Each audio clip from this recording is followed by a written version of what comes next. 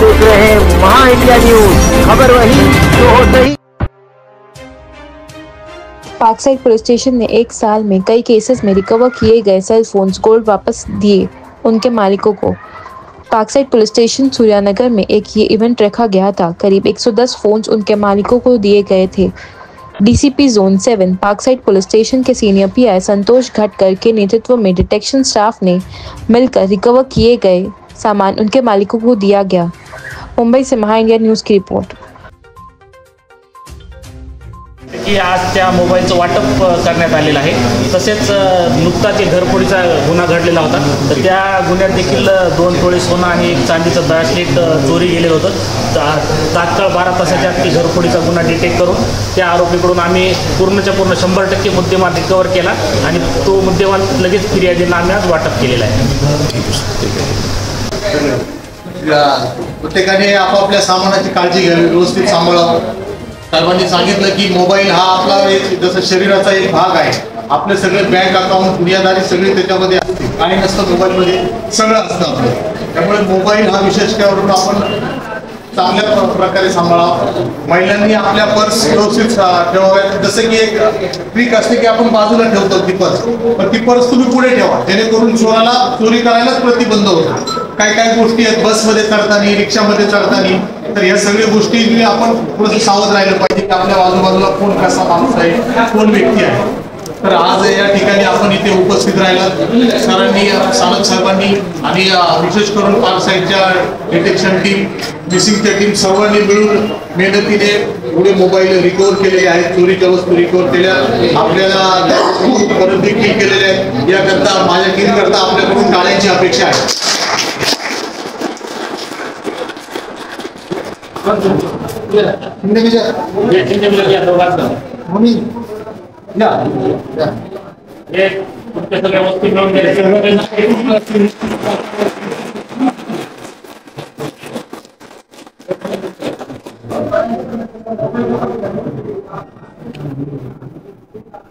आपण या ठिकाणी उपस्थित राहिला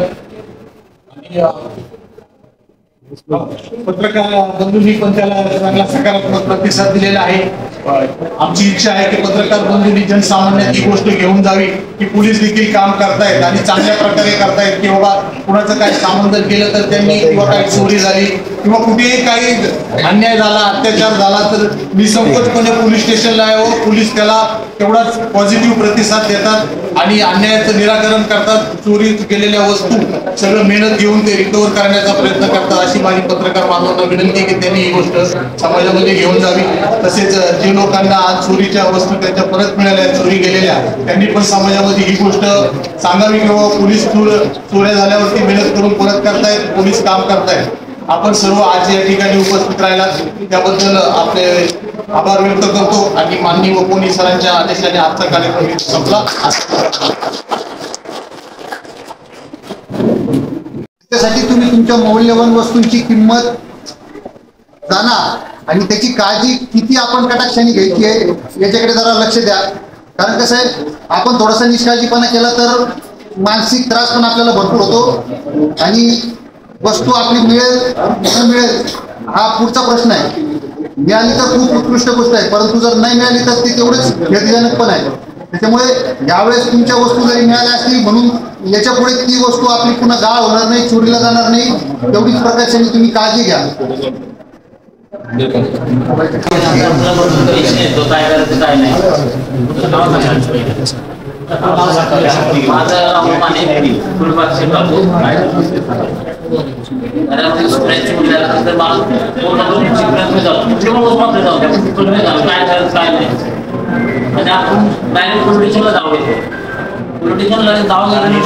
आपले जे पोलीस पर्सन आहेत, आपलं प्रश्न त्याचं काम आहे, कर्तव्य आहे, पण ते काम केल्यानंतर एवढे परिपूर्ण ते लोक न करता आपण घराकडे लक्ष देतात। 24 घंटे ते स्वतःहून लक्ष देऊन काम करतात ते ना, त्यांच्यासाठी एक जोरदार टाळ्या वाजवा पाहिजे। वेळ घालून काम करत असतं। आता 100% म्हणजे 95% अशी लोक आहेत की एकदम भरपूर पूर्णियामध्ये पूर्ण विसरल्या महाराष्ट्राचं की एकदम बरोबर काम करतात, अजिबात सगळं लिगल आहे। आता काय प्रॉब्लेम नाही. एवढं पोलीस चांगलं काम करतात ना, त्याच्यासाठी माझ्या जोरदार टाळ्या.